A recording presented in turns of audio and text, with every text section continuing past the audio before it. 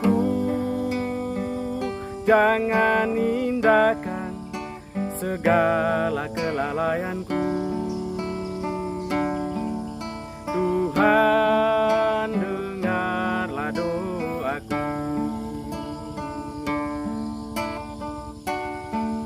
Tuhan, oh Tuhan, dengarlah keluh kesahku. Indahkanlah ratap serta tangisku. Bawalah daku ke Sion, ke tempat Engkau berkandang. Tuhan, oh Tuhan, dengarlah keluh kesahku. Indahkanlah ratap serta tangisku. Bawalah daku ke Sion, ke tempat Engkau berkandang.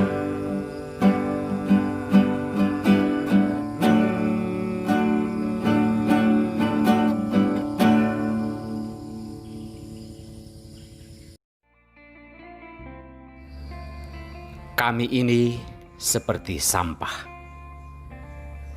Saudara-saudariku terkasih, inilah sampan bersama saya Pater Domi Kevi SVD dari pedalaman Borneo. Renungan harian hari Sabtu Pekan Biasa ke-22 tanggal 5 September tahun 2020. Saudara-saudariku terkasih, apa yang terjadi ketika 1000 orang bersama-sama memandang seseorang adalah tidak ada bagian yang tersisa yang tidak dilihat oleh 1000 pasang mata. Jika yang dilihat itu adalah kebaikannya, tentu tidak menjadi masalah. Tetapi jika yang dilihat adalah sesuatu yang jelek, maka semua termasuk kuku-kukunya pun tak terlewatkan dalam penglihatan itu. Inilah sebuah pengalaman hidup menjadi seorang pemimpin, terutama pengikut Kristus. Kita harus melihat 1000 orang dan kebutuhannya, tetapi kita sendiri akan dilihat oleh 1000 sorotan pasang mata, dan berbagai penilaian tak akan terhindarkan. Saudara-saudariku terkasih, hari ini Sabda Tuhan berbicara tentang pandangan dan sorotan orang-orang terhadap abdi-abdi Allah. Yesus dan para muridnya lantaran memetik bulir gandum untuk dimakan karena lapar, mendapat sorotan dari orang-orang Farisi karena hari itu adalah hari Sabat. Itulah sorotan mata terhadap Yesus dan para pengikutnya. Bahkan untuk mengatasi kelaparan pun tidak boleh.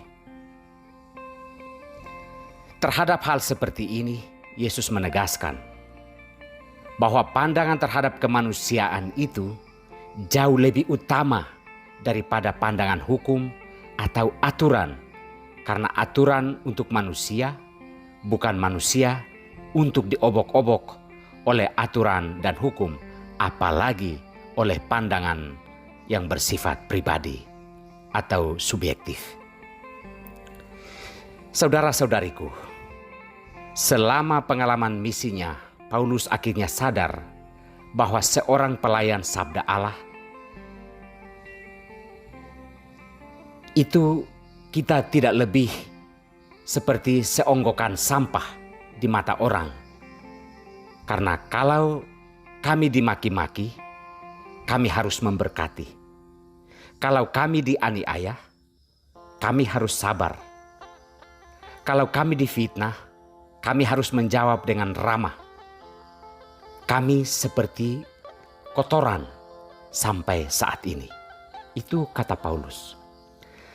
Semua hal seperti lapar haus, telanjang, dipukuli, dan terus mengikat barang di malam hari, siap untuk mengembara, adalah bagian tak terpisahkan sebagai seorang pelayan sabda. Semua diterima demi perkembangan dan kebaikan umat atau orang lain. Paulus menekankan hal ini agar jemaat-jemaat semakin bertumbuh dalam iman dan kerendahan hati ketika mengingat pengorbanan abdi-abdi Allah tersebut. Apa yang diharapkan adalah jemaat bertumbuh, tetapi perlu dipelihara agar tidak jatuh dalam kesombongan iman. Tak ada satupun yang kita miliki, entah itu iman atau materi, yang bukan pemberian. Semua itu adalah pemberian Allah. Demikian alasan Paulus untuk menekankan hal tersebut.